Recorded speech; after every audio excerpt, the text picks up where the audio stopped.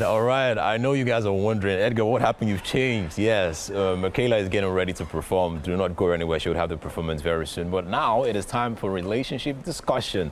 Now, joining us on relationship and bringing fresh insights and perspective to today's world and today's topic is someone who has been on the show before, someone that I really I see as an inspiration when it comes to getting it right, because this person has all the experience. We have Isaac. How you doing? Well, how you doing? Not bad at all, not bad. We have an interesting topic today. And Isaac, we started something last week, and now today we're talking about unity in relationships. What are we talking? Tell me. I mean, to know that it's okay to have a cross-culture, love pattern with people. Also understand that Lagos is the melting point for diversity, and it's okay to, love somebody else that is not in your clan, just so that we promote unity. It comes at a time where unity is needed in peace promotion, especially in the country and Africa as a large. All right, so there are different. There are different areas that we can take this from. Let's talk about culture. Let's talk about culture now. Have you ever experienced, maybe in your past relationship or in your present one, where there is a cultural difference with whoever you are with, and that has affected the relationship one way or the other? We spoke about this, that things that my father will hear. I'm not going to say it on TV. Oh. But yes, I think I have.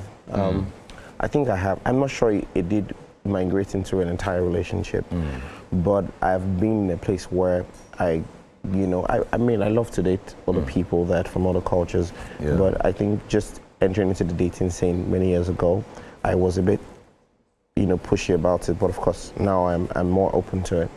How do you control a relationship where your partner is not in your class? There are certain people that would say, if my partner is, I would like to date someone in my circle or in my class level. How do you control a relationship where your partner is not in your class and it's obvious to your face that this person is showing you, oh, we're not from the same background. I'm way richer. You don't have enough money. How do you control that in a relationship? How do you bring unity in that kind of relationship? Well, you're talking about social class. Yeah. And so I think social class sometimes is a thing that does metamorphose. So for me, the mind, I'm sapiosexual, so the mind is very important to me. And there's a difference in between when somebody is broke and when somebody doesn't have money, right? If you're broke, it means that... So there's a difference between being broke and not having money. Yeah. I agree. So it's broke is just seasonal, and you can move away from that saying. You can, if you know how to make money, you will eventually get money. There might be a timing problem. You might need to solve cash flow issue, but again, I'm very curious about the mind, how the person thinks and how the person is willing to become better, because we live in a world where everybody gives 100% right now. So where is your mind at? What are you trying to do at this particular time? I'm concerned about, so social class would be that maybe dating somebody in a year one, there might be a mismatch there at the moment, but who knows? Life is very transient. You might also get to a Kanobi Kubana status tomorrow, and you just want an Achalugo, and that's okay. Absolutely, no one knows. No one knows what you want. No one knows what happens tomorrow. So we live in an era where families are always interested in the person you get married to. I know a couple of times I would speak with my uncle, and he would say, "Oh, if you're going to get married, do not marry anybody from so states. Do not marry this kind of person," because there is this level of stigma, that has been put on certain characters to say, Igbo people are this, Yoruba people are this. I don't know if you heard about the trending stories about the one where they said a pastor said Yoruba people are full of fear. So the question I want to ask here is, how do you correct that mindset to see that we are all the same, we're all one? In a culture where people believe that peculiar features are more potent in certain cultures than the other?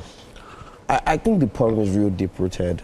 And like I said, not even from a relationship standpoint, from just understanding and loving culture. Like you said, these issues happen with your parents, your uncle. Oh, I had an experience when I was younger. Do not do this and do that. I think that we need to embrace culture from even the workplace. I think we need to embrace culture from business angles, and and know, right? And the truth is that what is your culture standpoint from your locality is different from another person's own, but you need to give room, right? For example, the justice system of some cultures are different from the justice system, but they get justice. You know, for some people, justice is attached to shame. For some people, is money. In America, if you do, you have to pay a fine. You know, some people in Germany, I think it's more shame. You know, but you need to understand what's been served. Justice is served, and we need to embrace that so that it would then grow into relationships. So I hear things about Igbo people, they are not this, but they are one of the most enterprising and amazing people. So you need to balance that. Hausa people are more, but trust me, they are learned people. Yoruba people have fear. Maybe there's a gold mine in that also. They are also very, enterprising, or like to read, or like to do, you find the gold in the rough there, right? But it's not starting from relationship. You need to solve that mindset. And it's only in Nigeria that you find people attach themselves more to their tribe than the country. If you meet a person from US now who will tell you, I'm a US citizen, before he goes to, I'm from Ohio. But if I meet you in US and I say, I'm an Edomano, that's okay, but you're first Nigerian. And that's the problem in politics right now. That's the problem in, there are a lot of things that we're not, and trust me, the problem is that there's a lot of ethnic groups. In Jos alone, there are 50 different ethnic groups. Wow. In Adama, there's 100 and something different ethnic groups. Wow. Speaking different languages. So we need to learn how to use it to our advantage and embrace it so that it can function in love.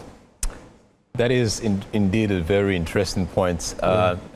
First of all, I want to thank you again for coming on the show this week. I cannot wait. I'm learning something new every single time. No, I am. Edgar. Should I tell you what I just learned? What you just learned? I learned that, you need to, first of all, communicate with your partners and have great conversation about certain things that you also believe, different cultures as well. Instead of just imposing your culture on certain people. That is brilliant. Thank you so much for coming on the show again. I am always super excited to have you on the show with me. All right, but guys, do not go anywhere. The show continues. You can see I'm ready to dance. I'm ready to, shake and have a great time. I hope you're having a great time as well. Do not go anywhere. We'll be right back after this short break. Okay?